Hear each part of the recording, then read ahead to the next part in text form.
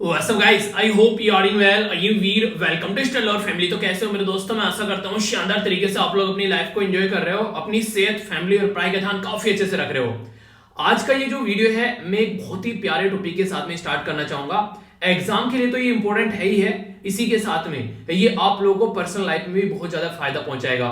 क्या है हमारे अधिकार, ये संविधान में भी कहां पर मेंशन है उसके बारे में भी हम लोग बात करेंगे।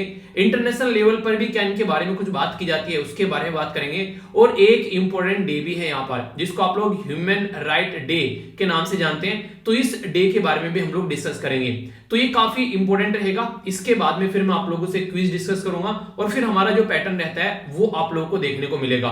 तो आइए आज का डिस्कशन स्टार्ट करते हैं बिना किसी देरी के। अच्छे से बने रहिएगा एंड तक, लास्ट वाले दिन का रिवीजन भी करेंगे तो काफी कुछ तमाम बातें आप लोगों को जानने को मिलेगी। सबसे पहले बात करता हूं 10 दिसंबर के बारे में। 10 दिसंबर जो है ये ह्यूमन राइट डे के रूप में सेलिब्रेट किया जाता है। बेसिकली जो इंसान है उसके अधिकार होते हैं और उन अधिकारों का अगर इंसानों को पता नहीं हो तो वो अधिकार देने का फिर कोई मतलब भी नहीं है, उन अधिकार को अगर यूज ही नहीं कर पाया। ये बिल्कुल ऐसे ही है जैसे मैं आप लोगों को बोलूं कि अगर आप लोगों के पास में मोबाइल हो जाए और इंटरनेट हो जाए तो इस दुनिया में आप लोग कुछ भी कर सकते हैं, किसी भी एग्जाम को क्लियर कर सकते हैं, सारी चीजें ऑनलाइन अवेलेबल है। पर लेकिन आप लोग को पता ही नहीं है कि हाँ मोबाइल का यूज कैसे करते हैं, तो उसका कोई मतलब थोड़ी ना रह जाएगा। आपके लिए तो एक डब्बा है पड़ा हुआ है, कोई इलेक्ट्रॉनिक डब्बा है, नॉर्मल तरीके से बस आप लोगों के पास में पड़ा हुआ है। पर लेकिन अगर आप लोगों को उसके यूजेस पता चल जाएंगे किस तरीके से हम लोग उसको यूटिलाइज कर सकते हैं, तो भाई साहब आप लोग आग लगा दोगे कि अच्छा यार ये भी कर लेते हैं वो भी कर लेते हैं, मतलब पूरा सब कुछ यार तो घर पे ही क्लास आ गई सारी, उठकर सब कुछ घर पे ही मिल गया बैठे बैठे, तो वो वाली चीजें देखने को मिलेगी। तो ऐसे हमारे अधिकार होते हैं। अगर अधिकारों के बारे में हम लोग को एक बार पता चल जाए कि हाँ ये हमारे अधिकार हैं तो फिर हम लोग उनको यूटिलाइज भी कर पाएंगे। तो उसी को ध्यान में रखते हुए यूएन का जो यूनाइटेड नेशन का जो जनरल असेंबली है उसके द्वारा यहाँ पर इसको अडॉप्ट किया गया, universal declaration of human right. तो 1948 में यानी कि 1948 में इसको अडॉप्ट किया गया यूएन की जनरल असेंबली के द्वारा। तो इसमें जो इंसान यानी कि हमारे जैसे जो लोग हैं उनके जो फंडामेंटल ह्यूमन राइट यानी कि जो एक तरीके से जिनको आप लोग मौलिक अधिकार भी बोलते हैं, तो ये इंसानों के जो मौलिक अधिकार हैं वो सबको पता होने चाहिए और वो बेसिकली एक इंसान जो है उसकी बेसिक जो ह्यूमन फ्रीडम है उसको भी सपोर्ट यहाँ पर करते हैं। तो इसी के चलते यहाँ पर जो अब की बार की थीम रखी गई है, थीम मतलब अब की बार जो ये फोकस करने वाले हैं पूरे साल इस एरिया में, तो वो क्या है, बात की जा रही है इक्वलिटी, यानी कि सब बराबर है भाई साहब, कोई बड़ा छोटा नहीं है। तो इक्वलिटी बनाए रखनी है और रिड्यूस करनी है इनइक्वलिटी, यानी कि कौन अमीर है कौन गरीब है, कौन छोटा है कौन बड़ा है, कौन यहाँ पर एक तरीके से ऊंचा है कौन नीचा है, वो सारी चीजें हम लोग को सोसाइटी में से उखाड़कर बाहर फेंकनी है और अपने जो ह्यूमन राइट है उनको आगे लेकर चलना है। तो इसी थीम को आगे लेकर चलते हुए इनके द्वारा बोला भी गया है यहाँ पर कि जो इक्वलिटी है और इसी के साथ में जो आर्टिकल 1 है यूनाइटेड नेशन जो ह्यूमन राइट के जो डिक्लेरेशन है उसका, तो ये बोलता है कि all human beings are born free, यानी कि हर एक इंसान जो है वो फ्री है भाई साहब, कोई किसी के ऊपर किसी का कंट्रोल नहीं है, और equal in dignity and right, और हर एक का अधिकार है और अपनी लाइफ को डिग्निटी के साथ में एंजॉय कर सकता है, एक पूरी आदर्श पूरी अच्छे से अपनी लाइफ को पूरी इज्जत के साथ में वो एंजॉय कर सकता है। तो ये बातें सारी बोली गई। तो याद रखेगा 1948 का ह्यूमन राइट डिक्लेरेशन है जिससे ये बातें निकल कर आती हैं, जिसके बारे में एक मोटा मोटा आइडिया आप लोगों को होना चाहिए। ये तो मैंने आप लोगों को बता दी कि हाँ इसके बारे में यहाँ पर ये बातें हैं, पर लेकिन बड़ा ही प्यारा सा क्वेश्चन जो रेगुलरली आप लोगों से एग्जाम में पूछा जाता है, अब उसके बारे में मैं आप लोगों से बात करने वाला हूँ। हमारे संविधान में इसके बारे में मेंशन है, अगर मेंशन है तो कहां पर मेंशन है, यानी कि हमारे संविधान में कहां पर लिखा हुआ है, पहली बात। दूसरी इंपॉर्टेंट बात, क्या संविधान के अलावा भी हम लोगों ने कोई और जुगाड़ कर रखा है कि हमारे देश में जो लोगों के अधिकार हैं उनका हनन होने से हम लोग बचा सकें? जी हाँ बिल्कुल कर रखा है। दोनों के बारे में आराम से बातें करूंगा, अच्छे से सुनिएगा। सबसे पहले तो अगर आप लोगों से बात करूं अपने संविधान के बारे में, जो कि एक बहुत ही प्यारी किताब है जो हमारे संविधान निर्माताओं के द्वारा तैयार की गई थी ताकि हम जैसे जो लोग हैं इस धरती पर खासकर इंडिया के अंदर वो अपनी लाइफ को सही से एंजॉय कर सकें। तो उन्होंने इसके अंदर बड़ी ही सूझबूझ के साथ में दो ऐसे पार्ट बनाए जिससे कि लोगों को काफी ज्यादा फायदा देखने को मिलेगा। उसमें एक पार्ट है पार्ट 3 जिसको आप लोग बोलते हैं बेसिकली फंडामेंटल राइट वाला पार्ट। इसके अंदर आर्टिकल यानी कि अनुच्छेद 12 से लेकर अनुच्छेद 35 तक आप लोग को देखने को मिलेंगे, सारे फंडामेंटल राइट रखे हुए हैं। तो ये एक इंसान को एक तरीके से अधिकार देते हैं उसकी जिंदगी को सही तरीके से एंजॉय करने का, उसको इंसानों वाले अधिकार देते हैं, ऐसा आप लोग बोल सकते हैं। और दूसरा एक है यहाँ पर जो कि आप लोग पार्ट 4 बोलते हैं, इसको बोलते हैं पार्ट 4, यानी कि पार्ट 4 में देखने को मिलता है directive principle of state policy, और आर्टिकल 36 से लेकर आर्टिकल 51 तक आप लोगों को यहाँ पर देखने को मिलते हैं। तो ये जो दो पार्ट हैं, एक तो है यहाँ पर हमारे डायरेक्ट हम लोग अधिकार मांग सकते हैं, अगर हमारे अधिकार नहीं मिले तो हम लोग डायरेक्ट कोर्ट में जा सकते हैं। तो ये बात करता है यहाँ पर फंडामेंटल राइट वाला पार्ट, और दूसरे वाला जो पार्ट आप लोगों को यहां पर नजर आएगा ये है पार्ट 4। पार्ट 4 बात करता है कि सरकार को भी यहां पर कुछ ऐसे रूल और रेगुलेशन फॉलो करने पड़ेंगे ताकि जनता के फायदे के बारे में सोच सके। इसीलिए इनका नाम भी रखा गया डीपीएसपी।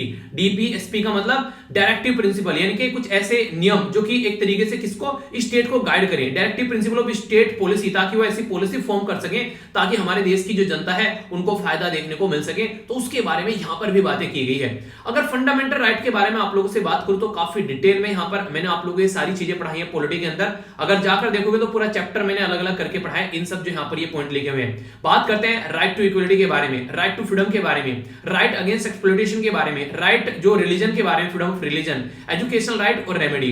तो टोटल मिलाकर ये 6 अधिकार हैं। स्टार्टिंग में हालांकि 7 थे, पर लेकिन हमारी कंट्री में 42nd अमेंडमेंट किया गया। ये संविधान के अंदर में कॉन्स्टिट्यूशन अमेंडमेंट किया गया 1976 में। उसके चलते हम लोगों ने यहां पर जो अधिकार था हमारा, जो धन को अर्जित करने का अपनी प्रॉपर्टी को लेकर, वो सारी जो अधिकार थे प्रॉपर्टी को लेकर वो हटा दिया गया। यहां से इसको हटाया गया, इसको हटाया गया, और हटाने के बाद में ये काफी इंपॉर्टेंट मुद्दा है जो कि आप लोग याद रखते हैं। यहां से इसको हटाकर आर्टिकल 300 के अंदर आप लोगों को देखने को मिलेगा, इसको रखा गया है।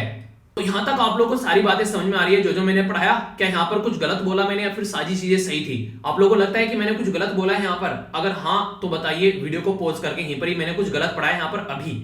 और ये इसलिए गलत पढ़ाया क्योंकि कई बार ऑलरेडी मैं आप लोगों को ये चीजें पढ़ा चुका हूं, पर लेकिन एग्जाम में आप लोग इसको बार बार गलत करते हैं। बताइए चलिए कौन सा पॉइंट है, देखता हूं कौन कौन आप में से आइडेंटिफाई करता है कि मैंने कुछ गलत पढ़ा दिया। चलिए ये भी बता देता हूं, यहां पर गलत पढ़ा है, यहां पर नहीं पढ़ा है। याद आ रहा है कुछ क्या गलत पढ़ाया? जी हाँ, ये आप लोगों को याद रखना है। नॉर्मली आप लोगों को पहला ऑप्शन, आप लोगों को जब एग्जाम में आप लोग जाकर बैठेंगे यही देखने को मिलेगा, पर ये 42nd कॉन्स्टिट्यूशन अमेंडमेंट के थ्रू नहीं किया गया था, ये 44th कॉन्स्टिट्यूशन अमेंडमेंट के थ्रू किया गया था, और वो किया गया था 1978 में। तो ये वाला मुद्दा आप लोग जरूर याद रखेगा, और ये यहां पर इंपॉर्टेंट मुद्दा जरूर याद रखेगा। आर्टिकल 300A के अंदर फिर इसको रखा गया, ठीक है। तो ये बातें मैं आप लोगों को कई बार पढ़ा चुका हूं, पर लेकिन जब एग्जाम में आप लोग जाकर बैठते हैं ना, तो आप लोगों के ऊपर एक प्रेशर रहता है, और वो प्रेशर आप लोगों से बहुत सारी ऐसी चीजें गलत करवाता है। जब इंसान प्रेशर कुकर की तरीके से जब तल रहा होता है एग्जाम में बैठा हुआ, तो ये सारी हरकतें आप लोगों को देखने को मिलेगी। तो ये आप लोगों के ऊपर डिपेंड है कि आप लोग इसको कितने अच्छे से चीजों को लेकर कर पाते हैं। तो ये बातें आप लोगों को बेसिकली इसीलिए डिटेल में मैंने यहां पर बताई है, ठीक है। आगे चलते हैं यहां पर directive principle of state policy, article 36 से लेकर आर्टिकल 51 यानी कि 36 से लेकर 51 तक आप लोगों को देखने को मिलेंगे। यहां पर गवर्नमेंट को एक काम करना होता है जनता के फायदे के लिए कुछ अलग अलग डायरेक्शन में। जैसे कि आप लोग बात करें तो आप लोगों की सिक्योरिटी वो गवर्नमेंट का एक तरीके से ड्यूटी है। आप लोगों को काम मिले, जैसे हमारी कंट्री में MG नरेगा लाया गया, तो लोगों को अधिकार मिल रहा है काम करने का, फ्री चॉइस है इंप्लीमेंट करने की, कोई आप लोगों को फोर्स नहीं करेगा, नहीं भाई यही काम तुझे करना है, नहीं करना है तो नहीं करना है, नहीं पसंद आ रहा है भाई साहब नहीं करेंगे, इस तरीके से आप लोग उसको छोड़ सकते हैं। इसी के साथ में अनएम्प्लॉयमेंट अगर हो रहा है, ठीक है, तो आप लोग एक तरीके से यहाँ पर जो एम्प्लॉयमेंट प्रोवाइड कराए और लोगों को प्रोटेक्शन दे जिनको अनएम्प्लॉयमेंट है, जिनको जॉब नहीं मिल रही है। कई सारे राज्य गवर्नमेंट के बारे में आप लोगों ने सुना होगा, वो जनता के फायदे के लिए कई सारी स्कीम चलाती है, इवन बेरोजगारों के लिए 5-5 या फिर हजार रुपए भी कई बार स्कीम के चलाए गए। तो ये रेस्पॉन्सिबिलिटी होती है गवर्नमेंट की, यहीं से ही निकल कर आते हैं। Equal pay for equal work, एक काम कोई करना है, चाहे कोई महिला करे चाहे कोई उसको कोई पुरुष करे, हर दोनों को एक अगर कोई काम करना है तो उनको इक्वल वहां पर पैसा मिलना चाहिए, ना कि अलग अलग पैसा यहां पर मिलेगा। ये भी इसी के अंदर बातें बताई गई हैं। इसी के साथ में एक डिग्निटी वाला आप लोगों को काम मिलेगा, यानी कि कोई भी आप लोगों से कुछ भी काम कराएगा। यहाँ पर फ्री और कंपलसरी एजुकेशन जो यहाँ पर आप लोगों को देखने को मिलेगी, वो भी इसी के अंदर यहाँ पर रखी गई है। आप लोगों को पता है यहाँ पर अगर बात करें तो रेस्पॉन्सिबिलिटी भी यहाँ पर डाली गई है बेसिकली। अगर इसके चलते आप लोग बात करें, देखिए फ्री और कंपलसरी एजुकेशन एक अलग टॉपिक हो जाता है, वो फंडामेंटल राइट के अंदर देखने को मिलेगा आर्टिकल 21 के अंदर भी। इसी के साथ में वो फंडामेंटल ड्यूटी में भी देखने को मिलेगा आप लोगों को आर्टिकल 51A के अंदर भी, और इसी के साथ में डीपीएसपी में तो उसको मेंशन किया ही गया है। तो हर जगह उसको इसलिए मेंशन किया गया क्योंकि एजुकेशन अगर किसी इंसान को सही टाइम पर सही तरीके से मिल जाए तो अपनी तो लाइफ बनाता ही बनाता है, वो अपने परिवार को भी निकाल कर ले जाता है। तो इसलिए एजुकेशन को यानी कि शिक्षा को सबसे ज्यादा यहां पर सपोर्ट करने की कोशिश की गई है। तो ये काफी इंपॉर्टेंट मुद्दा है, यहां पर ये स्टेट की पॉलिसी के अंदर आता है। तो कहीं ना कहीं ये भी सारे हमारे इंसानों के अधिकार हैं। अब इतने से ही काम नहीं चला, आगे हम लोगों ने एक स्टैट्यूटरी बॉडी और बना दी। ये तो संविधान के मुद्दे थे आप लोगों के सामने। एक स्टैट्यूटरी बॉडी, स्टैट्यूटरी बॉडी क्या होती है? जब किसी भी हम लोग एक एक्ट को पास करते हैं पार्लियामेंट के अंदर में, यानी कि पहले लोकसभा में पास हुआ, मान लो फिर राज्यसभा में पास हुआ, फिर यहाँ पर प्रेसिडेंट के द्वारा साइन कर दिए गए, तो एक लॉ बन गया। तो जो वो यहाँ पर स्टैट्यूटरी एक लॉ हम लोगों ने बनाया, उसके हिसाब से भी हम लोग यहाँ पर ह्यूमन राइट को प्रोटेक्ट करने की कोशिश करते हैं। और हमारे देश में ये 1993 में हमारे द्वारा मुद्दा लाया गया था, जिसको ह्यूमन राइट एक्ट आप लोग बोलते हैं। हालांकि आगे चल के इसके अंदर कुछ संशोधन भी किए गए 2019 में, पर लेकिन फिलहाल अभी यहां पर मुद्दा यह है कि किस किस एरिया में ये काम करते हैं, यानी कि किस किस लेवल पर काम करते हैं। नेशनल ह्यूमन राइट कमीशन जो है वो सेंट्रल लेवल पर आप लोगों को काम करेगा अगर कोई मुद्दा है। स्टेट ह्यूमन राइट कमीशन जो है वो स्टेट लेवल पर काम करेगा अगर कोई मुद्दा है। और ह्यूमन राइट कोड ये आप लोगों को देखने को मिलेगा डिस्ट्रिक्ट लेवल पर, ताकि आपके जो भी अधिकार हैं उनको ये प्रोटेक्ट कर सके। तो यहां तक अगर आप लोग चीजों को समझ पा रहे हैं तो इसका मतलब ये हो गया कि आज की डेट में हर एक लेवल पर आप लोगों के अधिकारों को प्रोटेक्ट करने के लिए कोई ना कोई कुछ ना कुछ प्रोविजन आप लोगों को यहां पर देखने को मिल जाएंगे। तो ये सारी चीजें मैंने आप लोगों को नेशनल लेवल पर बताई, यानी कि जो ऊपर वाला मुद्दा था जो मैंने आप लोगों को यहां पर ये बताया ये यूएन के लेवल पर था। तो universal declaration of human right जो कि यूनाइटेड नेशन के है, तो वो यहां पर अधिकार देते हैं। और फिर यहां पर जब हम लोग बात करें तो ये हम लोग अपने लेवल, अपने स्टेट के लेवल पर हम लोग बात कर रहे हैं। और ऐसी बात नहीं है यहां पर एक ही लो है, आप लोगों को दुनिया भर के ऐसे अधिकार देखने को मिलेंगे इंटरनेशनल के लेवल पर भी, जिनको आप लोग अंडरस्टैंड कर पाएंगे। अच्छा, इनके बारे में भी ऐसी ऐसी चीजें देखने को मिलती है। अगर मोटा माटी में आप लोग कुछ यहां पर बताने की कोशिश करूं तो इंटरनेशनल लेवल पर ये सारे अधिकार आप लोग यहां पर देख सकते हैं। इनको रटना नहीं है, हल्का सा एक बार पढ़ लीजिए। जैसे convention on prevention and punishment of crime of genocide, यानी कि अगर कहीं भी नरसंहार होता है तो उसके बारे में भी यहां पर बात की जाएगी। 1948 में ये चीज लाई गई। International convention on elimination of the all form of racial discrimination, अगर किसी की रेस, कास्ट, जाति, इन सब चीजों के नाम पर कोई डिस्क्रिमिनेशन होता है तो उसको भी यहां पर रोका जाएगा। 1965 में इसकी बात की गई। Convention on elimination of all form of discrimination against women, महिलाओं के खिलाफ अगर कोई भी यहां पर भेदभाव होगा, 1979 में यहां पर इसके ऊपर भी बात की गई। Convention on the right of the child, ये 1989 में यहां पर लाया गया।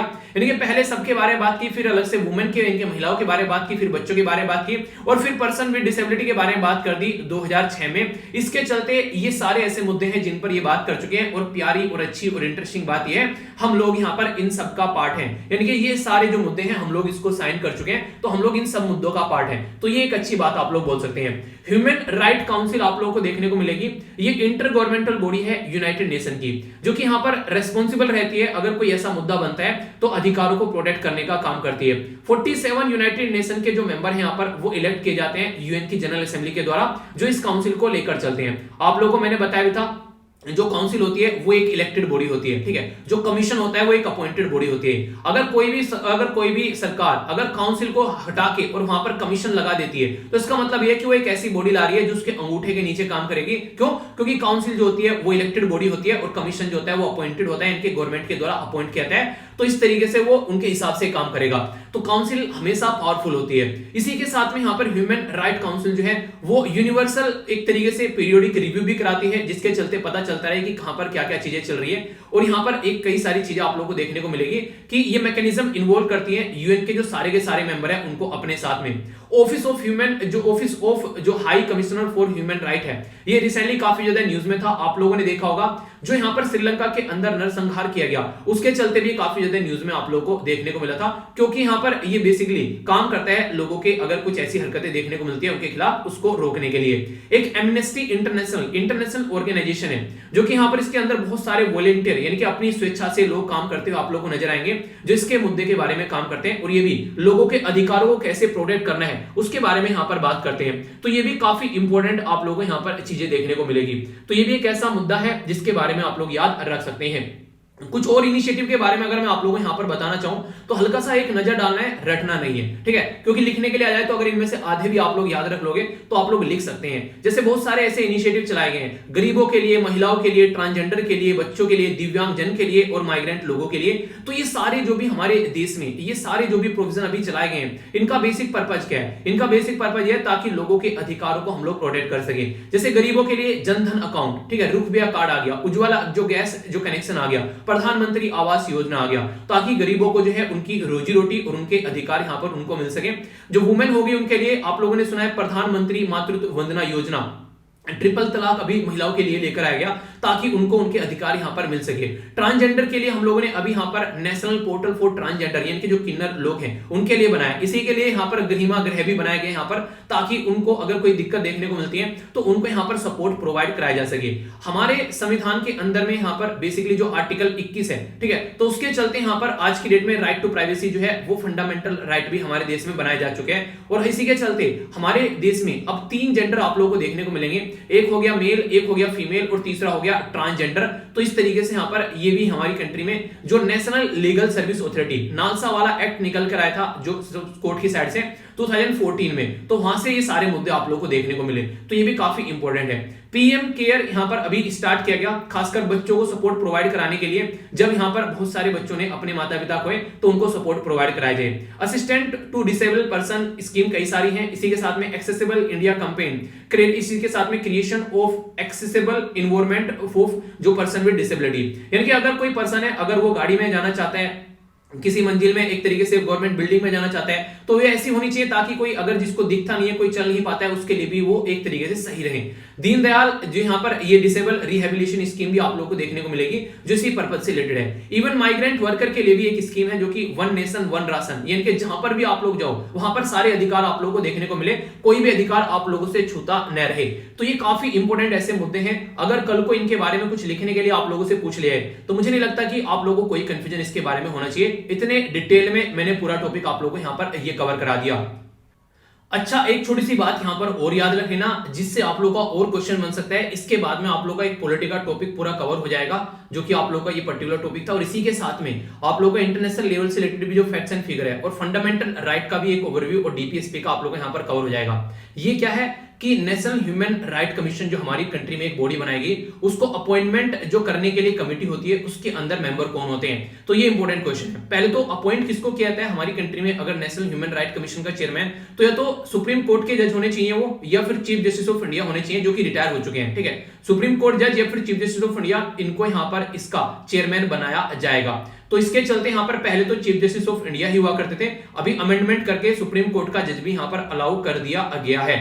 तो इसको अपॉइंट करने के लिए 6 मेंबर की कमेटी होती है जो कि यहां पर अपॉइंट करनी है, रिकमेंड करती है, बेसिकली अपॉइंट तो प्रेसिडेंट के द्वारा किया जाता है।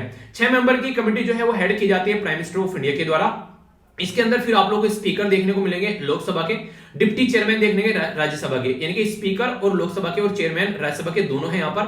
तो दोनों हाउस में जो लीडर पोजीशन है, यानी कि दोनों हाउस में जो अपोजिशन के लीडर हैं वो भी आप लोगों को देखने को मिलेंगे 4 मेंबर। इसी के साथ में आप लोगों को यहाँ पर देखने को मिलेंगे यूनियन होम मिनिस्टर। तो टोटल 6 मेंबर हो गए, प्राइम मिनिस्टर हो गए, दोनों राज्यसभा और लोकसभा के जो यहाँ पर चेयरपर्सन हो गए, और लीडर ऑफ अपोजिशन हो गए दोनों हाउस में, और एक हो गए होम मिनिस्टर। तो टोटल 6 मेंबर की ये बॉडी होती है जो अपॉइंट करती है। तो ऑफिस जो होता है यहाँ पर ये 70 साल तक आप लोगों को देखने को मिलेगा, ये तो 70 साल या फिर 3 साल तक का जो भी पहले हो जाए, ये यहाँ पर इसको मेंटेन रखते हैं, और प्रेसिडेंट के द्वारा यहाँ पर ऑफिस से इनको हटाया भी जा सकता है अगर सर्कमस्टेंसेस ऐसे बनते हैं तो ये पूरा डिटेल में मैंने आप लोगों के सामने चीजें कवर की हैं। कोई भी कंफ्यूजन अगर हो तो नीचे कमेंट बॉक्स में जरूर बताना, फिर उसको कवर कर लेंगे आने वाली वीडियोस के अंदर। क्विज के ऊपर एक बार नजर डाल लेते हैं, जो आज हम लोग यहाँ पर और आर्टिकल डिस्कस करने वाले हैं उसका ओवरव्यू भी आप लोगों को मिल जाएगा।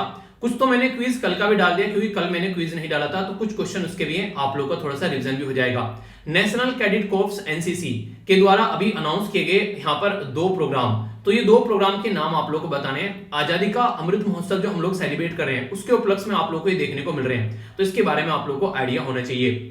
11th जो एडिशन है यहाँ पर ज्वाइंट मिलिट्री एक्सरसाइज जिसका नाम है यहाँ पर इक्वेरिन, ये अभी रिसेंटली इंडिया और मालदीव के बीच में देखने को मिली। तो कहां पर इसका ये अभी संस्करण यहाँ पर कंप्लीट हुआ, ये आप लोगों को बताना है। वर्ल्ड इनइक्वालिटी रिपोर्ट ये प्रस्तुत की जाती है किसके द्वारा, ये आप लोगों को यहाँ पर बताना है, जो कि ये बताती है दुनिया में कहां पर इनइक्वालिटी है, जिसके बारे में अभी आप लोगों से डिस्कस भी किया इनइक्वालिटी के बारे में। बाकी और डिटेल में यहाँ पर हम लोग कई सारी बातें समझेंगे।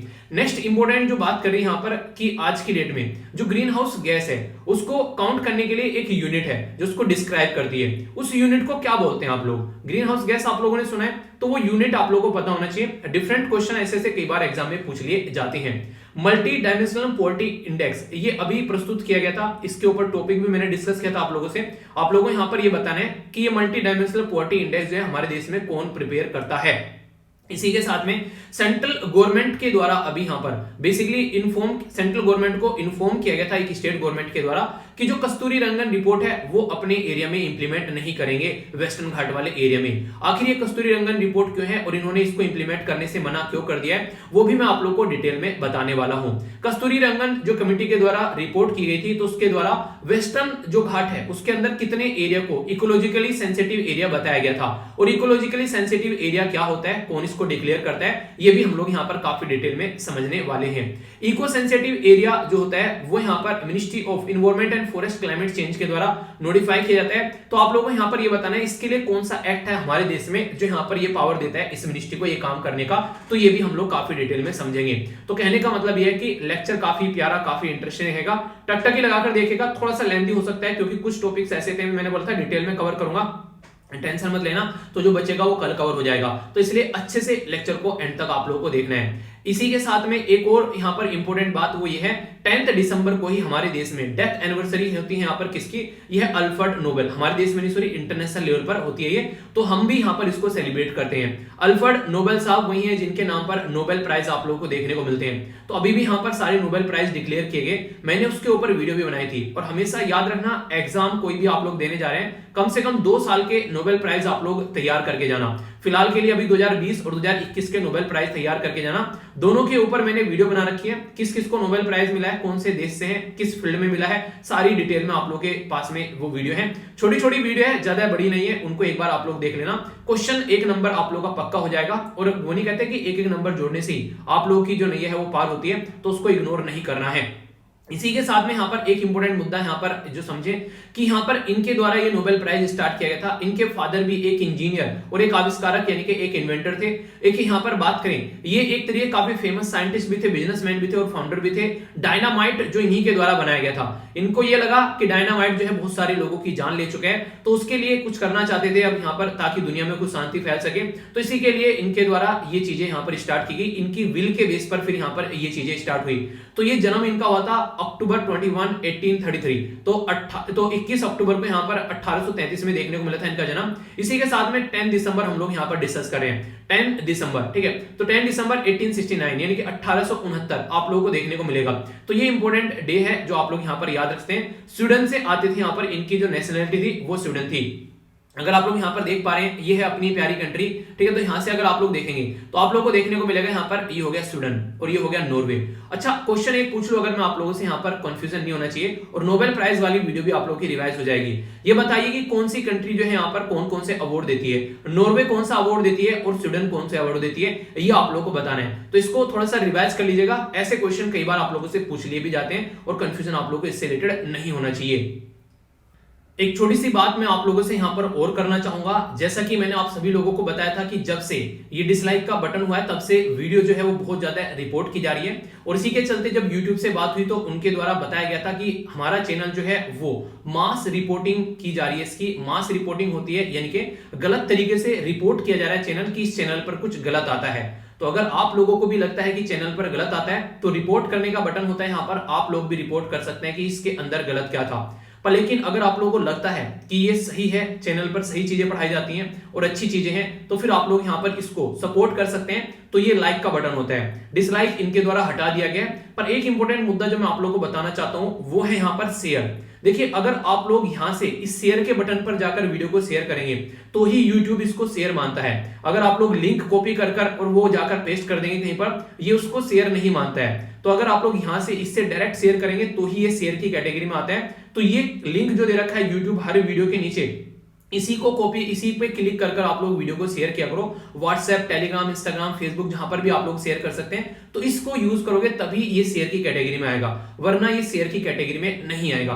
तो ये एक इंपॉर्टेंट बात मैं आप लोगों को बताना चाहता था। और यार ये चीजें जो है ना, जो इतना ज्यादा मास रिपोर्टिंग की जा रही है, ये आज से नहीं झेल रहा हूं मैं, ये बहुत दिनों से झेल रहा हूं। यूट्यूब पर तो ये अभी चीजें स्टार्ट हुई है जब से डिसलाइक का बटन यहां से गया है। अगर मैं एक आप लोगों को इंटरेस्टिंग बात बताऊं तो आप लोग सुनकर हैरान होंगे, थोड़ी सी बता देता हूं। चलिए, फेसबुक पर आप लोगों को देखने को मिलेगा लगभग 1,22,000 मेंबर यहाँ पर हैं। एक टाइम ऐसा था यहाँ पर 1,23,000 से ज्यादा मेंबर थे, तो लगभग यहाँ पर 1,000 से क्या 1,500 के करीब मेंबर यहाँ पर अभी कम हो गए हैं। रीजन क्या है उसका?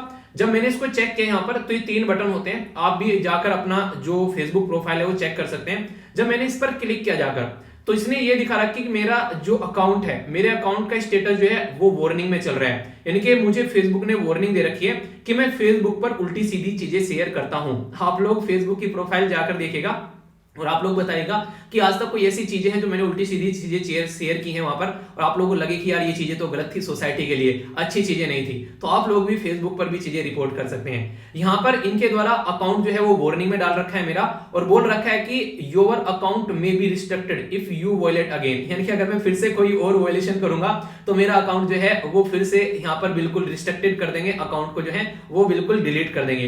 यानी कि 1 लाख जो मेंबर जुड़े हुए यहां पर, ये सारी कहानी खत्म, account delete, tata bye bye, ये हो जाएगा।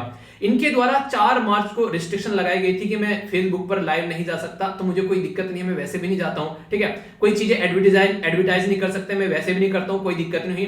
फिर बोला गया कि यहां पर इनके द्वारा कि कुडंट गो लाइव, ये रिस्ट्रिक्ट कर दिया 20 नवंबर, तो 20 नवंबर जा चुका है। मैं आप लोगों से ये बातें डिस्कस कर रहा हूं आज, यानी कि 9-10 दिसंबर में हम लोग यहां पर बैठे हुए हैं। आज की डेट में भी यहां पर ये सेम कंडीशन है, यानी कि अब भी रेगुलरली ये अकाउंट जो है वो रिपोर्ट किए जा रहे हैं यहां पर। तो ये सारी चीजें आप लोग देख सकते हैं। फेसबुक तो यार मैंने इग्नोर कर दिया, इसीलिए आप लोगों ने देखा होगा बहुत सारी चीजें अब फेसबुक पर नहीं डालता हूं, ओनली आंसर राइटिंग ग्रुप में मैं चीजें पोस्ट करता हूं। क्यों? क्योंकि रेगुलर ये चीजें यहाँ पर बेसिकली रिपोर्ट की जाती हैं, तो मुझे लगा कि क्यों जो रिपोर्ट करने वाले लोग हैं उनको मेहनत कराऊं, तो मैंने वहां पर चीजें ही डालनी छोड़ दी। पर लेकिन जब ये YouTube के साथ में होने लगा इतने लार्ज स्केल पर, तो फिर वो चीजें यार मुझे थोड़ा सा लगा कि मैंने कहा अब YouTube के साथ में तो अब इसके अलावा और क्या। तो यहां पर अगर इस तरीके से ये कंडीशन YouTube पर भी होगी तो YouTube भी, आप लोगों ने देखा होगा, अगर ज्यादा रिपोर्ट की जाती है तो YouTube भी वीडियो को डाउन कर देता है और इवन चैनल को भी रिस्ट्रिक्ट कर देता है। तो अगर YouTube पर भी ये चीजें ऐसे ही चलती रही तो फिर देखिए फिर दिक्कत हो जाएगी। फेसबुक पर तो डाल रखा है इन्होंने, कोई दिक्कत नहीं है, वो टर्मिनेट भी हो जाएगा, कोई नहीं। पर YouTube पर अगर हो गया तो वो मेरे हाथ में कुछ नहीं रहेगा, ये सब आप लोगों के हाथ में है। और वो तरीका क्या है जो मैंने आप सभी लोगों को अभी बताया। YouTube को कैसे पता चलता है ये वीडियो अच्छी है या बुरी है? तो आप लोग लाइक करते हैं, आप लोग जब कमेंट करते हैं कि हाँ वीडियो अच्छी है, गुड वीडियो है, मतलब कंटेंट अच्छा है, तो जब आप लोग कमेंट करते हैं फिर आप लोग ज्यादा से ज्यादा शेयर करते हैं, तो इससे YouTube को पता चलता है कि ये वीडियो कैसी है। पर लेकिन जो रिपोर्ट करता है उससे वीडियो को पता चलता है कि वीडियो खराब है। तो इसके चलते अगर जो गलत लोग हैं सोसाइटी में, अगर उनको आप लोगों को मुंह तोड़ जवाब देना है तो उसका तरीका यही है कि दोनों वीडियो, हिंदू भी और नैनो भी, आते ही एक तो लाइक करनी है आप लोगों को, दूसरा इसके नीचे कमेंट कीजिए कि वीडियो कैसी आप लोगों को लग रही है, तीसरा ये शेयर आप लोगों को करनी है, तभी इन चीजों से बाहर निकल पाएंगे। ये साफ साफ उनके द्वारा मेल में मुझे रिप्लाई किया गया है। अगर ये आप लोग नहीं करेंगे तो फिर दिक्कतें देखने को मिलेगी फेसबुक जैसी, यहां पर कि आगे चलकर पता चला कि आप लोग वीडियो अपलोड नहीं कर सकते यूट्यूब पर, ये वाली रिस्ट्रिक्शन लगा दी यूट्यूब ने मेरे ऊपर। तो आप लोग देखिए आज की डेट में ना गुनाह है यहाँ पर अगर कोई फ्री में लोग जो है एजुकेशन प्रोवाइड करा रहे हैं, ठीक है। हर एक इंसान ये चाहता है कि कुछ ना कुछ इंसान जो है फ्री में क्यों प्रोवाइड करा रहा है, ये ऐसा क्यों कर रहा है, तो सारी चीजें उसी के ऊपर आप लोगों को नॉर्मली देखने को मिलती है। कितने अच्छे अच्छे चैनल है यूट्यूब पर और भी बहुत सारे, और कितने घटिया घटिया भी चैनल है, आप लोगों ने सारे देखे होंगे, वो सारी चीजें चल रही हैं। पर लेकिन इस चैनल पर आज तक कोई ऐसी वीडियो आई है आप लोगों को लगा हो कि उस वीडियो पर उंगली रखने लायक वीडियो है? अगर है तो ये है यहाँ पर बेसिकली रिपोर्ट करने वाला, आप लोग भी इसको रिपोर्ट कर सकते हैं, ठीक है।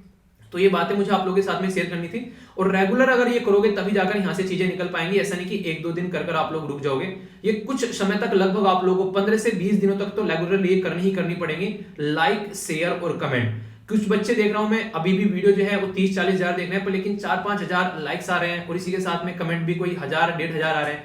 तो ये इससे काम नहीं, थोड़ा सा और यार आप लोगों को हिम्मत करनी पड़ेगी, वरना जो ये हरकतें करने वाले हैं ना, उन्होंने फेसबुक तो मेरा बंद करा ही रखा है, कल को यूट्यूब भी करा के बैठ जाएंगे, फिर क्या ही बोलूं। बस आगे आप लोग समझदार हैं, जो मुझे आप लोगों को ये मैंने फेसबुक के बारे में कभी बताया नहीं आप लोगों को, मैंने कहा कोई मतलब ही नहीं यार इस चीज का, क्योंकि इसका कोई ज्यादा यूज भी नहीं हो रहा है आप लोगों की पढ़ाई में।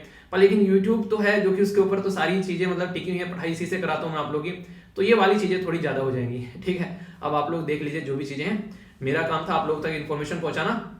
आइए अब आगे चलते हैं अपनी नेक्स्ट न्यूज की ओर। ये न्यूज काफी इंपॉर्टेंट है, यहाँ पर ज्योग्राफी के पॉइंट ऑफ से आप लोगों के एग्जाम में यहाँ पर ये क्वेश्चन बन सकता है, इसको मैं काफी डिटेल में डिस्कस करूंगा, और जिस तरीके से क्या क्या बातें सारी समझेंगे। अभी कर्नाटक गवर्नमेंट के द्वारा सेंट्रल गवर्नमेंट को ये बोला गया कि देखो यार सेंट्रल गवर्नमेंट, वेस्टर्न घाट के अंदर जो भी आप लोगों ने एरिया बनाया है ना, एक कस्तूरी रंगन रिपोर्ट के बेस पर, कि इस एरिया में कोई भी कुछ नहीं करेगा, 37% एरिया इकोलॉजी जो इको सेंसिटिव एरिया बना दिया आप लोगों ने, ये काम हम लोग नहीं चलने देंगे। क्यों? क्योंकि अगर कोई भी एरिया ऐसे इको सेंसिटिव एरिया बन जाता है तो फिर वहां पर बहुत सारी चीजें जो है वो रोक दी जाती हैं, वहां पर इंसानों की जो काम करने के जो कई सारे तरीके जो होते हैं उनको भी रोक दिया जाता है। इसको एक बार समझ लीजिए आप लोग, तब अच्छे से समझ पाएंगे इसका मतलब क्या होता है इको सेंसिटिव जो एरिया का। अगर कोई एरिया ऐसा है कि इको सेंसिटिव एरिया बना दिया, ऐसे करके यहां पर ये इको सेंसिटिव एरिया डिक्लेयर कर दिया, तो इसके मिनिमम तो 100 मीटर तक और मैक्सिमम 10 किलोमीटर तक के दायरे में हम लोग रिस्ट्रिक्शन लगा सकते हैं। यानी कि कोई फिक्स नहीं है कि इतना ही रहेगा, मिनिमम और मैक्सिमम हो सकता है। ठीक है, वहां पर क्या रहेगा, वो एक बफर जोन क्रिएट कर दिया जाता है जिसके अंदर रिस्ट्रिक्शन रहती है, कोई कंस्ट्रक्शन नहीं कर सकता वहां पर किसी भी तरीके का। ठीक है, इसी के साथ में कोई भी वहां पर कोई पोल्यूशन नहीं फैला सकता है वहां पर जाकर। ठीक है, कोई ऐसा नहीं वहां पर कोई पानी एक्सट्रैक्ट करने लगे, टंकी लगा दे, नल लगा दे, वहां पर वो सारी चीजें आप लोगों को नहीं देखने को मिलेगी। तो इस तरीके से वो बिल्कुल ऐसा नॉर्मल एरिया नहीं रहता है कि आप लोग जब चाहो मजे में आओ वहां पर जाकर अपना कुछ भी गाड़ो खंबा और वहां पर स्टार्ट हो जाओ, नहीं। तो ये एरिया इसलिए इको सेंसिटिव बनाया जाता है क्योंकि जहां पर हमारे नेशनल पार्क है या वाइल्ड लाइफ सेंचुरी है, उनके आसपास वाले एरिया को प्रोटेक्ट करने की कोशिश की जाती है ताकि दिक्कतें देखने को न मिले। और ये अधिकार किसको दे रखा है, अधिकार दे रखा है ministry of environment, forest and climate change को 1986 में यहां पर ये अधिकार इसको मिला था, जिसके चलते यहां पर ये 1986 से ये इसको बेसिकली इंप्लीमेंट करते हैं। तो इसके चलते यहां पर इन्होंने ये इसको इंप्लीमेंट करा, यहां से अधिकार निकालकर। बेसिक इसका एम यार यही रहता है ताकि यहां पर जो फ्रजाइल यानी कि जो काफी वीक, जो काफी कमजोर हमारा इकोसिस्टम, हमारा एनवायरनमेंट है, उसको हम लोग प्रोटेक्ट कर सके। पता चला कल को और ज्यादा दिक्कत देखने को मिले, फिर ना एक तरीके से एनवायरनमेंट वैसे ही बहुत ज्यादा हम लोग बर्बाद करें, तो उससे बचने के लिए ये मुद्दा यहां पर सामने निकल कर आया। तो इसके बारे में आप लोग आइडिया रखेगा। तो ये बेसिक चीजें मैंने आप लोगों को बताई। अभी कुछ इंपॉर्टेंट मुद्दे जो बताऊंगा उसको थोड़ा सा आप लोग और ध्यान से सुनिएगा। जो वेस्टर्न घाट है वो काफी इंपॉर्टेंट एरिया है और टोटल मिलाकर 6 राज्य वेस्टर्न घाट में आप लोगों को देखने को मिलेंगे, जो कि यूपीएससी के द्वारा भी क्वेश्चन पूछा जा चुका है। 6 राज्य में कौन सा है, number 1 Gujarat, number 2 Maharashtra, number 3 Goa, number 4 Karnataka, number 5 Kerala और नंबर 6 तमिलनाडु। तमिलनाडु का भी कुछ एरिया इसके अंदर आता है यहाँ पर ये। ठीक है, तो अभी जो विपिन रावत जी का जो अभी ये प्लेन क्रैश हुआ वो यहाँ पर ऊटी के आसपास वाले एरिया में आप लोगों को देखने को मिला, जो काफी दुखद घटना देश के अंदर ये निकल कर आई, पूरे देश को झकझोर कर रख दिया। कैसे हो गई ये सारी चीजें, मतलब रियलिटी में यार अंदर तक चीजें मतलब सहम गया था मैं। तो एक बार जब मैंने देखा ना, मैंने कहा पूरा परिवार साथ, मतलब वाइफ भी साथ में और कई सारे लोग साथ में, सबकी डेथ हो गई। समझ रहे हो आप लोग कि कितना बड़ी क्षति है देश के लिए। चलिए उनकी आत्मा को शांति मिले।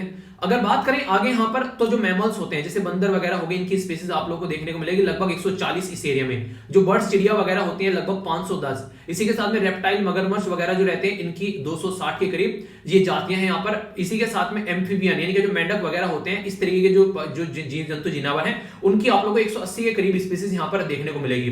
25% जो टोटल बायोडाइवर्सिटी होती है उसके बारे में आप लोग याद रखिएगा, यहाँ पर देश की यहाँ पर देखने को मिलती है। फ्लोरा एंड फ्यूना, पेड़ पौधे और पशु पक्षी यहाँ पर आप लोग काफी ज्यादा देखने को मिलेंगे। और इसी के साथ में जो ये काफी ग्रेट रिसोर्स भी है फ्रेश ऑक्सीजन का यहाँ पर हमारे देश के लिए, अगर आप लोग बात करते हैं तो इसलिए इसको प्रोटेक्ट करना जरूरी है। तो इसीलिए इसको प्रोटेक्ट करने के लिए हमारे देश में 2 कमेटी निकल कर आई। एक को बोला गया गढ़गिल कमेटी और दूसरे को बोला गया कस्तूरी रंगन कमेटी। इसके ऊपर पता नहीं कितने बार क्वेश्चन आप लोगों से पूछा जा चुका है। गढ़गिल कमेटी ये बोलती है कि पूरा वेस्टर्न घाट जो है इकोलॉजिकली सेंसिटिव जोन हो जाना चाहिए, जो कि पॉसिबल नहीं है पूरा वेस्टर्न घाट कर देना, फिर तो कुछ बच ही नहीं पाएगा। पर कस्तूरी रंगन जो कमेटी है वो थोड़ा सा प्रोडक्टिव ऐसा सोचने की कोशिश करते हैं कि हाँ कुछ तो छूट मिलनी चाहिए, बिल्कुल ही बैन लगा देना सही नहीं होगा। तो ये बोलते हैं कि 37% के करीब जो वेस्टर्न घाट है वो इकोलॉजिकली सेंसिटिव जोन जो है वो आप लोग क्रिएट कीजिए, ये यहाँ पर बोला गया। इसी के साथ में जो यहाँ पर जो गढ़गिल कमेटी के द्वारा रिकमेंडेशन दी गई कि बॉटम अप अप्रोच लेकर चलो, यानी कि जो लोकल एरिया के जो लोग हैं ग्राम सभा, उनसे पूछो, उनसे डिसीजन मेकिंग की पावर दो कि लोकल एरिया को कैसे प्रोटेक्ट करना है। इन्होंने बोला कि लोकल एरिया के लोग जो है वो यहाँ पर ज्यादा चेंज नहीं ला पाएंगे, रेस्पॉन्सिबल होना चाहिए उस एरिया की गवर्नमेंट को और ब्यूरोक्रेसी को, जो भी वहां पर उस टाइम पर जो लीडर रहेंगे उनको यहाँ पर देखना पड़ेगा, खासकर जो फॉरेस्ट के ऑफिशियल हैं उनको प्रोटेक्ट करना पड़ेगा, वरना लोकल एरिया की ज्यादा चलेगी नहीं वहां पर। तो ये यहाँ पर आप लोगों को अपने हाथ में पावर लेनी पड़ेगी। जो तीसरी बात करें यहाँ पर गढ़गिल कमेटी के द्वारा बोला गया कि 3 ग्रेड इकोलॉजिकल सेंसिटिव जोन आप लोग को बनाना पड़ेगा, हाई कैपेसिटी, ताकि यहां पर खासकर डैम हो गया, सैंड माइनिंग वाला, तो इस तरीके आप लोगों को देखने को मिलेगा। जैसे इको सेंसिटिव जो जोन है फर्स्ट कैटेगरी के जो एरिया में है, किस तरीके से आप लोगों को वहां पर उसको और ज्यादा लार्ज स्केल पर प्रोटेक्ट करना है। यहाँ पर इनके द्वारा बोला गया कि हाइड्रो इलेक्ट्रिक जो पावर प्लांट है वो परमिट किए जा सकते हैं, पर लेकिन पहले रिकमेंडेशन की जाए, प्रॉपर आप लोग इंक्वायरी करो वहां पर कि क्या क्या चीजें सही है क्या क्या गलत है, पहले उसका पूरा एस्टिमेशन लगाओ। तो इन्वायरमेंट जो असेसमेंट जो होता है ना, बेसिकली उसको करे जाए पहले, तब उसके बाद में चीजें कुछ की जाए। यहाँ पर ये चौथे नंबर पर बोलता है गढ़गिल भाई साहब, ये बोलते हैं कि कमेटी जो है वेस्टर्न घाट के अंदर एक अथॉरिटी बनानी चाहिए जिसको बोलते हैं इकोलॉजिकल अथॉरिटी, जो कि ministry of environment forest climate change के अंडर रहे और वो कंजर्वेशन के बारे में बात करें। इनके द्वारा बोला गया कि नई और कोई बॉडी बनाने से ज्यादा बेटर है कि पुरानी बॉडी जो है उसी को और ज्यादा पावर आप लोग दे दो ताकि वो काम कर सके, नया डुप्लीकेट करना कोई सही चीजें यहाँ पर नहीं देखने को मिलेगी।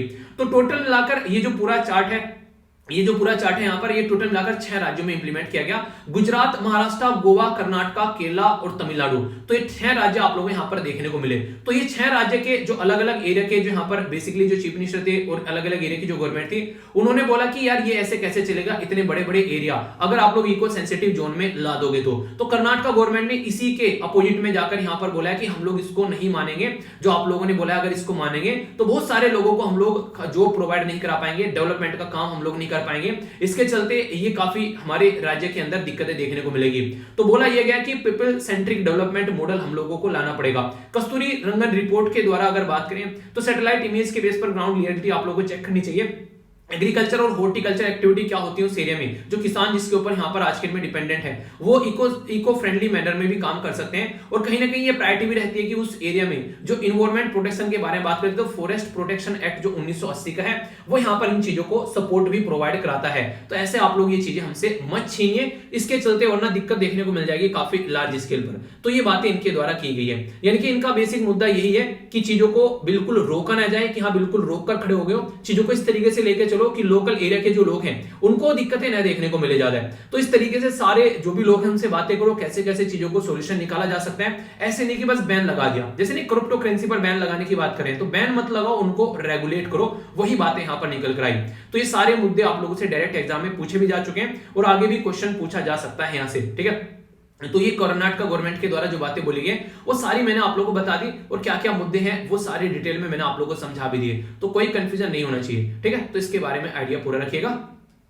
नेक्स्ट इंपॉर्टेंट जो न्यूज है यहाँ पर, ये social justice GS paper society के बारे में आप लोगों को देखने को मिलेगी। डायरेक्ट क्वेश्चन आप लोगों को बन जाएगा। एक और छोटी सी बात यार, आप लोगों से मॉर्निंग में जो आप लोगों की वीडियो आ रही है द हिंदू की, उसको मॉर्निंग में उठते ही आप लोग देखो। कई सारे बच्चे बोल रहे हैं सर नोटिफिकेशन नहीं आया। यार देखो नोटिफिकेशन नहीं आएगा, आप लोग लगभग 6:30 बजे करीब अपनी पेन कॉपी लेकर तैयार हो जाया करो, ठीक है। तो आप लोगों को वीडियो देखने को मिल जाएगा, तो उस वीडियो को आप लोग आते ही उसको अपना देखो, चैनल पर आप लोग आ जाया करो, वीडियो आप लोगों को मिल जाएगा, ठीक है। क्योंकि आज की डेट में बहुत सारे लोगों को नोटिफिकेशन नहीं जा रहा है। वो मैं बोल रहा हूं ना कि यूट्यूब ने बहुत कम, लगभग 10% के करीब लोगों को ओनली नोटिफिकेशन भेजा है, बाकी ये सबका नोटिफिकेशन बैन कर रखा है। इसी तरीके से दिक्कतें देखने को मिल रही है। तो YouTube को यकीन ये हो रखा है कि इस चैनल पर कुछ गलत चीजें हो रही हैं, तो इसीलिए वो आप लोगों को नोटिफिकेशन नहीं आ रहा है। और इसी तरीके से आप लोगों को कई बार तो आवाज भी देखने को नहीं मिलती है, कई सारे बच्चे बोलते हैं, तो उसको फिर से खोलकर रिफ्रेश कर लिया करो, तो आवाज भी आप लोगों को आ जाएगी।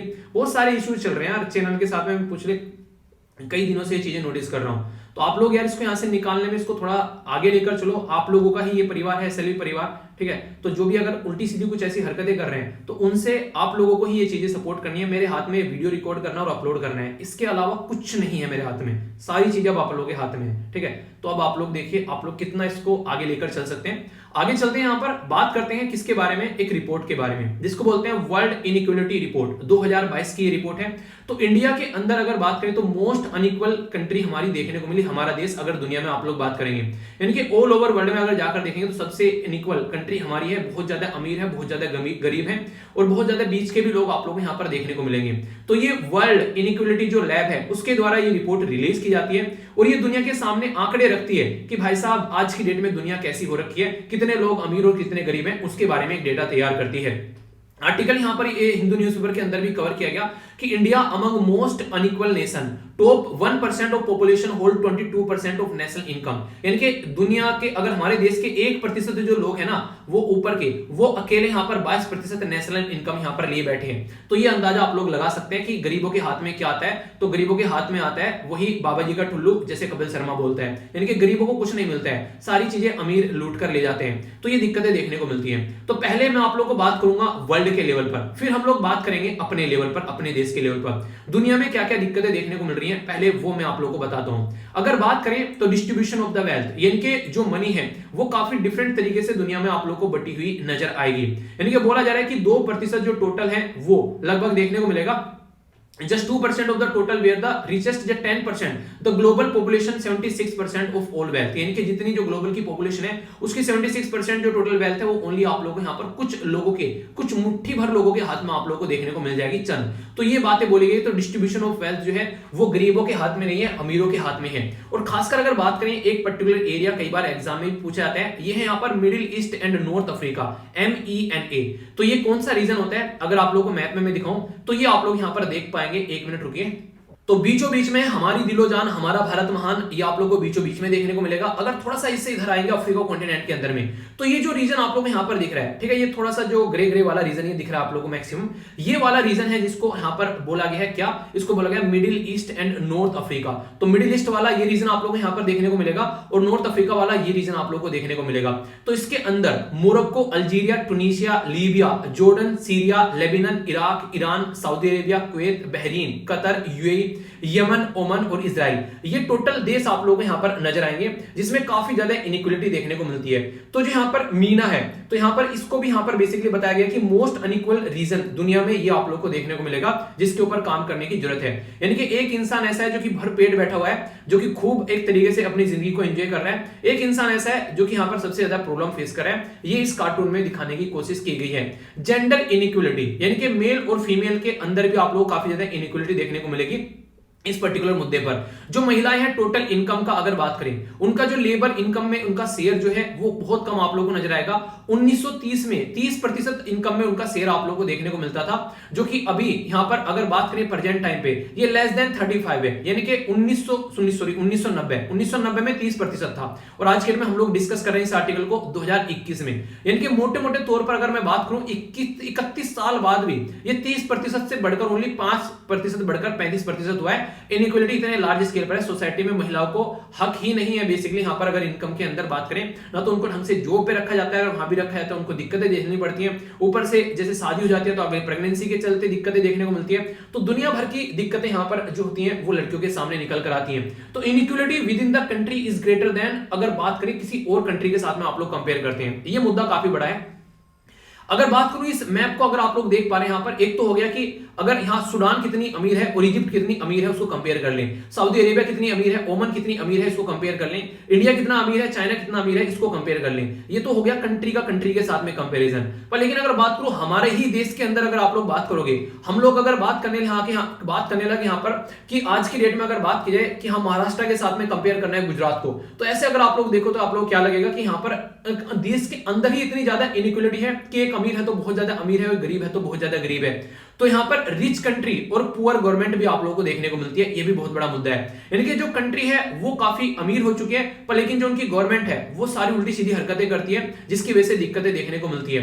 कई सारे एरिया में जब चेक किया गया, लगभग पुराने 40 सालों का अगर आंकड़ा उठाकर देखा जाए, तो गवर्नमेंट ने चीजें बर्बाद कर रखी है। और अभी एक नया एक और पिंडारा इनके सर पर नाचने लगा, वो है क्लाइमेट चेंज। क्लाइमेट ने और कहानियां इनकी खराब करके रख दिया। अब तक तो नॉर्मल चीजें चल रही थी, तो ये एक और बड़ा मुद्दा आ गया। रही सही कसर जो थी वो नहीं कहते कि एक शब्द यूज कहता है कि कैच निकाल दी, यानी कि एक तरीके से बिल्कुल जान निकाल दी, एक शब्द लोकल यूज करते हैं, तो ये बिल्कुल एक तरीके से बिल्कुल बर्बाद करके रख दिया। कोविड-19 ने अब और उल्टी सीधी हरकतें यहां पर कर दी, इनइक्वालिटी के मामले में और ज्यादा यहां पर देखने को मिलेगी। कोविड-19 के बारे में अगर बात करते हैं तो ये काफी ज्यादा दिक्कतें यहां पर सामने निकल कर आ रही है आज के डेट में। अगर इसको आप लोग देखते हैं तो ये मैंने दुनियादारी के लेवल पर बताया। आइए अब देखते हैं अपनी कंट्री के अंदर। हमारी कंट्री के अंदर भी कुछ ज्यादा अच्छा नहीं है। अगर इंडिया स्पेसिफिक आप लोग चीजें देखोगे तो डिस्ट्रीब्यूशन ऑफ द वेल्थ जो है हमारे देश के अंदर में वो काफी पुअर है। यहां पर जैसे बोला गया कि 1% जो लोग यहाँ पर पॉपुलेशन, वो यहाँ पर एक तरीके से बोला जाए कि होल्ड करते हैं more than 1/5 of the total national income, यानी कि 13% के करीब जो देश की इनकम है वो 1% लोगों के हाथ में आप लोगों को देखने को मिलेगी।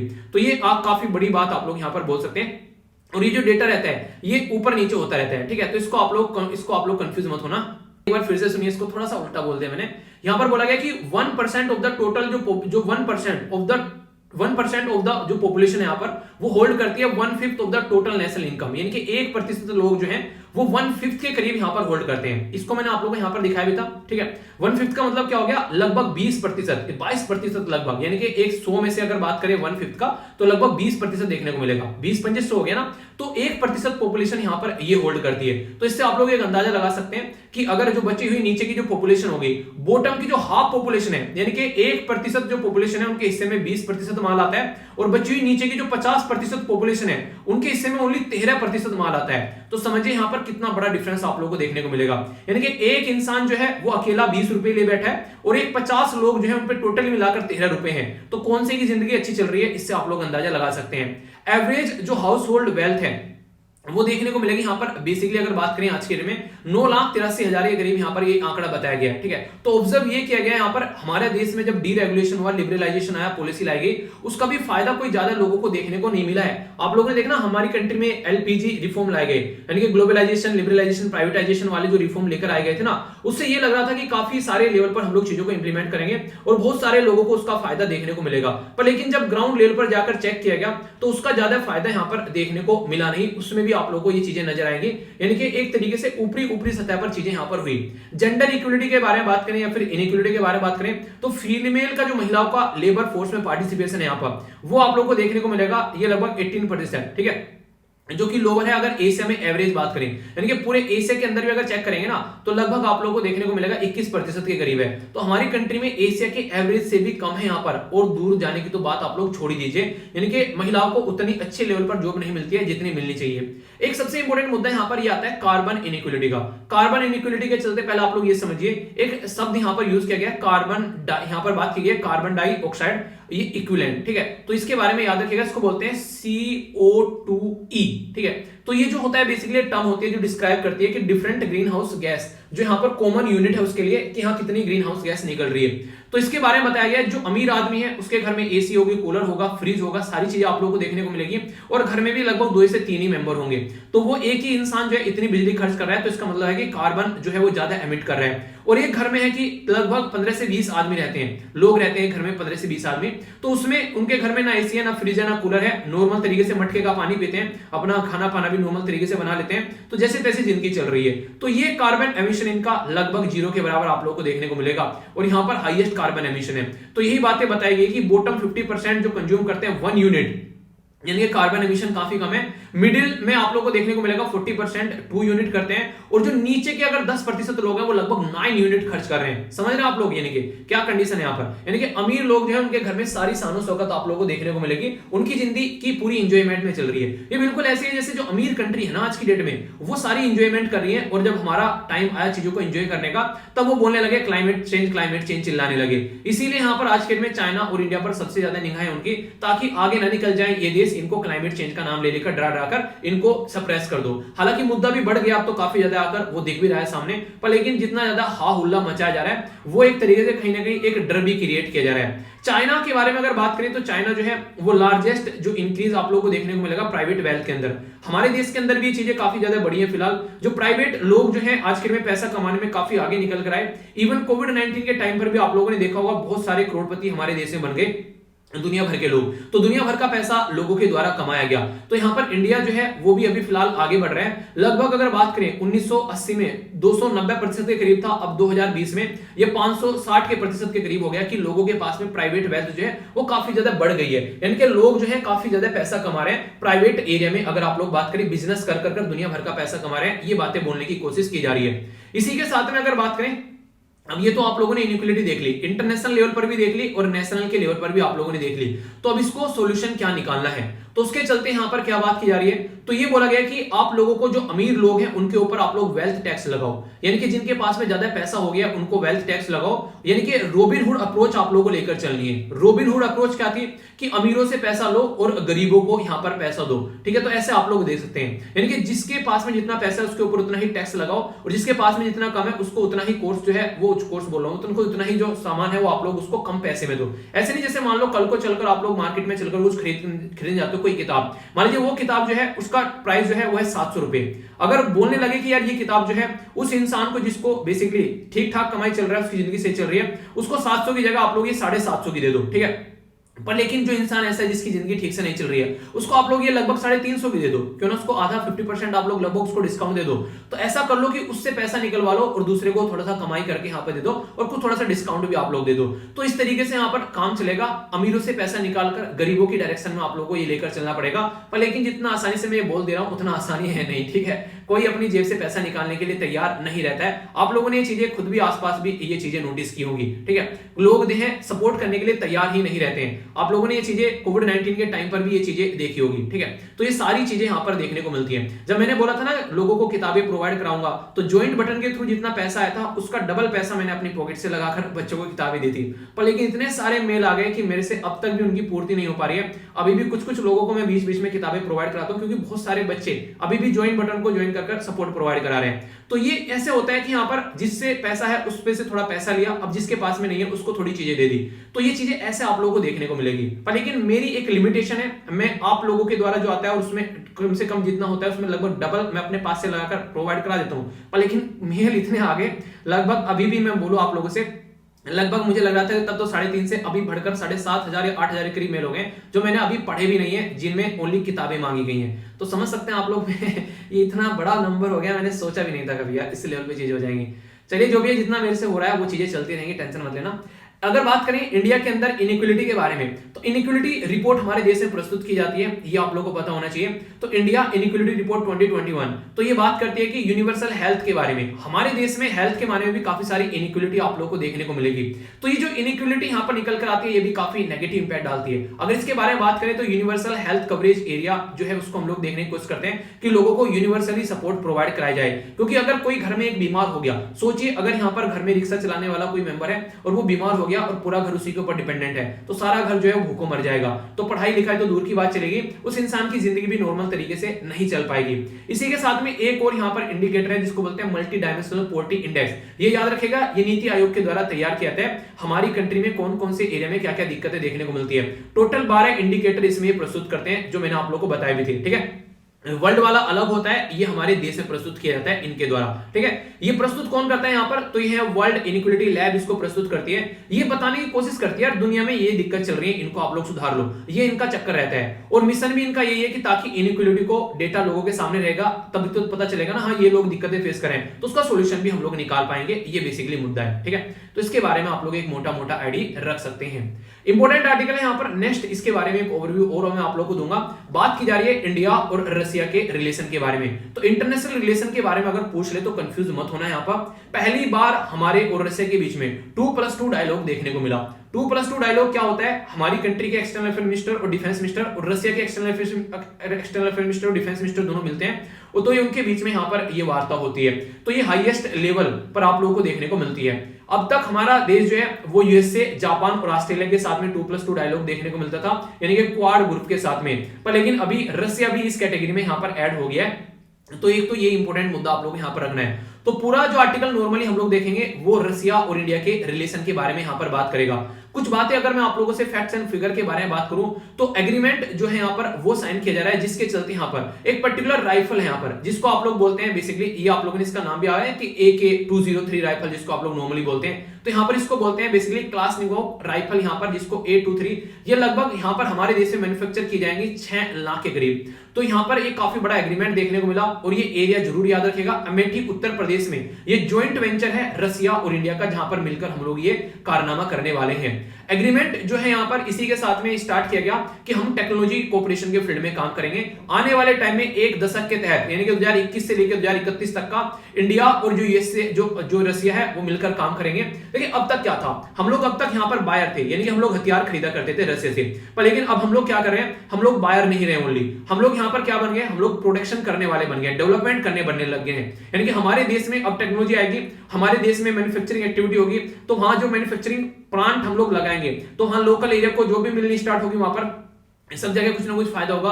तो अभी हम लोग क्या कर रहे हैं, हम लोग यहाँ पर पहले खरीदते थे, हम लोग एक कस्टमर थे, पर लेकिन अब हम लोग डेवलपर और प्रोडक्शन के पार्ट में भी हम लोग चल चुके हैं, इंडिया और रशिया दोनों मिलकर। तो हमारी कंट्री में जो मेक इन इंडिया प्रोजेक्ट है वो अब आप लोगों को यहाँ से आगे बढ़ता हुआ नजर आएगा। तो ये काफी इंपॉर्टेंट है और आज की डेट में ये एक फलता फूलता हुआ एक एग्रीमेंट आप लोगों को देखने को मिलेगा दोनों देश के बीच में। कुछ और इंपॉर्टेंट बात आप लोग यहाँ पर समझ सकते हैं, ये यहाँ पर ये काफी ज्यादा न्यूज में भी है यहाँ पर, जिसके नाम आप लोग नाम याद रखते हैं, ठीक है। ये रेलोज एग्रीमेंट मैंने कई बार बार आप लोगों को बता चुका हूं, एक बार और बता देता हूं। इसको बोलते हैं reciprocal exchange of logistic agreement. तो ये आप लोग को देखने को मिलेगा हमारे और रशिया के बीच में। जैसे आप लोग कई सारे एग्रीमेंट देखने को मिलते हैं कोमकासा, ठीक है, तो यहां पर इसी तरीके से यूएसए के साथ में आप लोग को कई सारे एग्रीमेंट देखने को मिलेंगे। अभी ऐसा ही एक एग्रीमेंट यहां पर रेलोज आप लोग को देखने को मिल रहा है इंडिया और रशिया के बीच में। इसका मतलब क्या है कि हमारी कंट्री की जो फोर्स है अब यहां पर रशिया के जहां जहां पर भी जो बेसिकली पोर्ट है उनको हम लोग यूज कर पाएंगे, जो उनके मिलिट्री बेस हैं। बिल्कुल ऐसे ही जैसे यहाँ पर रशिया जो यूएसए के साथ में हमारा यूएसए हमारे मिलिट्री बेस और हम लोग उनके मिलिट्री बेस यूज कर सकते हैं। किसके लिए? लड़ाई के लिए नहीं, फ्यूल भरने के लिए, एक तरीके से कभी दिक्कत हो जाए तो उसकी मरम्मत के लिए, उन सब मुद्दों पर काम किया जाएगा।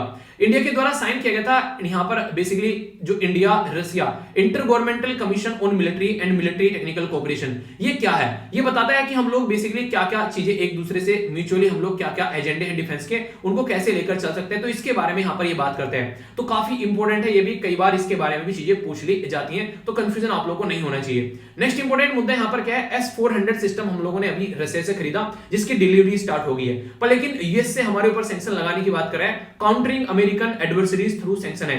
दो तरीके के सैंक्शन होंगे, एक तो बोल देगा मेरा डॉलर यूज मत करना, दूसरा मेरे साथ में ट्रेड मत करना। तो ट्रेड वाला ज्यादा भारी पड़ जाएगा, डॉलर तो एक बार को देख लेंगे, अपने रुपए में व्यापार कर लेंगे तो वो देखने को मिलेगा।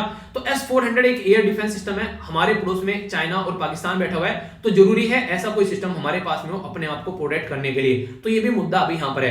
आगे हम लोग अफगानिस्तान और इसके साथ में मिलकर जो कैसे अफगानिस्तान में शांति बनानी है उसके मुद्दे पर भी हम लोग बात करें एक दूसरे के साथ में मिलकर, तो ये भी बड़ा मुद्दा है। और चाइना के साथ में जो भी एग्रेशन है उसके बारे में बात की। सेंट्रल एशिया में ओशियन जो रीजन है, इंडियन ओशियन रीजन में कैसे मिलकर काम कर सकते हैं, तो ये भी मुद्दा है। और रेलोस एग्रीमेंट के बारे में आप लोग को बता ही दिया। तो ये कई सारे मुद्दे अभी रिसेंटली इंडिया और रशिया के बीच में आप लोग को देखने को मिले।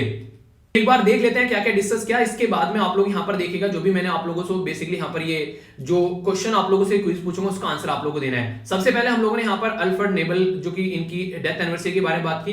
ह्यूमन राइट से रिलेटेड मैंने सारी बातें आप लोगों को बता दी, कोई भी कंफ्यूजन अब आप लोगों के माइंड में नहीं होना चाहिए। हमारे देश में संविधान के अंदर क्या क्या है, क्या क्या मुद्दे हैं, इंटरनेशनल लेवल पर क्या क्या चीजें हैं, सारी चीजें मैंने डिटेल में बता दी, तो कोई कंफ्यूजन माइंड में नहीं होना चाहिए, ठीक है। और दूसरा यहां पर ये चीजें जरूर याद रखिएगा, ज्यादा से ज्यादा इनको आप लोग करिए ताकि ये चीजें जो है अच्छे लेवल पर पहुंच सके।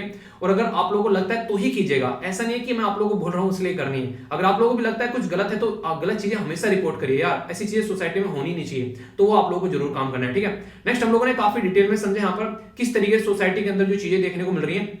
इनइक्वालिटी रिपोर्ट के बारे में मैंने आप लोगों को डिटेल में बातें बताई, जो कि काफी इंपॉर्टेंट मुद्दा भी था, उसके बारे में काफी सारी बातें हम लोगों ने डिस्कस की। नेक्स्ट हम लोगों ने जो वेस्टर्न घाट के बारे में कस्तूरी रंगन रिपोर्ट और ये दो रिपोर्ट थी यहाँ पर जो बेसिकली गडगिल, उसके बारे में समझा। इको सेंसिटिव जोन क्या होता है, ये सारे मुद्दे मैंने काफी डिटेल में आप लोगों को यहाँ पर बताए। और यहाँ पर कर्नाटक गवर्नमेंट क्या चाह रही है वो भी हम लोगों ने डिस्कस किया। नेक्स्ट हम लोगों ने यहाँ पर बात की रशिया और इंडिया के रिलेशन के बारे में, तो ये भी सारी बातें मैंने आप लोगों से काफी डिटेल में डिस्कस की। कोई कंफ्यूजन इसको लेकर आप लोगों के माइंड में नहीं होना चाहिए। अब आप लोगों के सामने यहाँ पर क्वेश्चन है, जो नेशनल कैडेट कॉर्प्स के बारे में मैंने बात की थी, इसी के बारे में आप लोगों को बताना है। नेक्स्ट क्वेश्चन आप लोगों के सामने यहाँ पर निकल कर आ रहा है 11th जो नंबर की ये मीटिंग है, मैंने कल ही आप लोगों से डिस्कस किया था।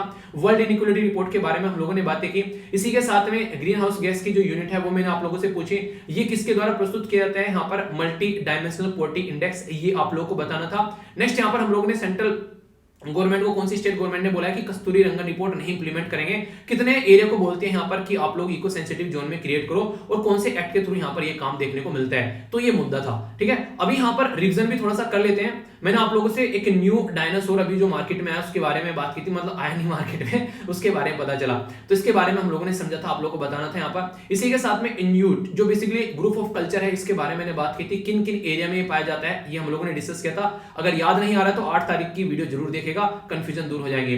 PMSYM के बारे में जाना था, क्या है स्कीम के बारे में और कैसी स्कीम है, ये भी आप लोगों को बताना था। सेंट्रल सेक्टर या फिर central sponsored face recognition technology के बारे में बात की थी, आप लोगों को पता होना चाहिए, डिटेल में हम लोगों ने बातें की थी इसके बारे में, कहां पर इंप्लीमेंट कर रहे हैं, कब तक का, कितने कांस्टेबल के हिस्से में कितने लोग आते हैं, अगर बात करें तो हम लोगों ने समझा था, जानेंगे इसके बारे में। डैम सेफ्टी जो यहां पर अगर बात करें, जो national committee on dam safety, तो इसके चेयरपर्सन कौन थे हम लोगों ने जानी थी।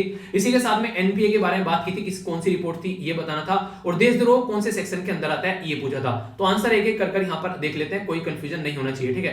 तो यहाँ पर ये है, इसका नाम था स्की सानी, ठीक है, तो ये याद रखेगा। ग्रीनलैंड, कनाडा और अलास्का के अंदर देखने को मिलेगी आप लोगों को ये पर्टिकुलर कल्चर। प्रधानमंत्री श्रम योगी ये मानधन योजना के बारे में आप लोगों से बात की थी, जो कि यहाँ पर अनऑर्गेनाइज सेक्टर के लिए है, और ये सेंट्रल सेक्टर स्कीम थी, यहाँ पर सेंट्रल गवर्नमेंट पैसा देगी। वाराणसी पुणे कोलकाता और विजयवाड़ा में 2022 से फेस रिकॉग्निशन टेक्नोलॉजी स्टार्ट की जा रही है। क्यों? क्योंकि पुलिस वाले काफी कम है हमारे देश में, 140-44 कांस्टेबल आते हैं 1 लाख लोगों के हिस्से में। चेयरपर्सन जो है सेंट्रल वोटर कमीशन, ये आप लोग यहाँ पर देखने को मिलेंगे। तो इंपॉर्टेंट मुद्दा है, ये भी आप लोग देखते हैं जिसके चलते क्वेश्चन बन जाते हैं। यहाँ पर 9.8 है, यहाँ पर एनपीए के नॉन परफॉर्मिंग एसेट, ये आता है एग्रीकल्चर से निकलकर, और 11.3 जो है ये इंडस्ट्री का है, और 7.5 जो है वो सर्विस का है। तो इसलिए बोला था कि इनके लिए भी कुछ बैड बैंक जैसी चीजें बनानी चाहिए ताकि रिकवर किया जा सके पैसा। देशद्रोह का जो मुद्दा है यहाँ पर इंडियन पिनल कोड भारतीय दंड संहिता के 124वें सेक्शन के अंदर आप लोगों को देखने को मिलेगा। तो ये था टोटल आज का डिस्कशन। मैं आशा करता हूं आप लोगों को अच्छा लगा होगा। तो वीडियो को लाइक शेयर कमेंट जरूर कीजिएगा, ज्यादा से ज्यादा लोगों तक पहुंचाना है। नेक्स्ट लेक्चर में मिलूंगा सुबह 6:30 बजे। तैयार रहेगा पेन और कॉपी लेकर, अपने दिन को अच्छे से स्टार्ट करना ढंग से। तो मिलता हूं नेक्स्ट लेक्चर में। बड़ों को नमस्ते, छोटों को प्यार, छोटी सी लाइफ में एंजॉय करार। मिलता हूं नेक्स्ट लेक्चर में, तब तक के लिए जय हिंद।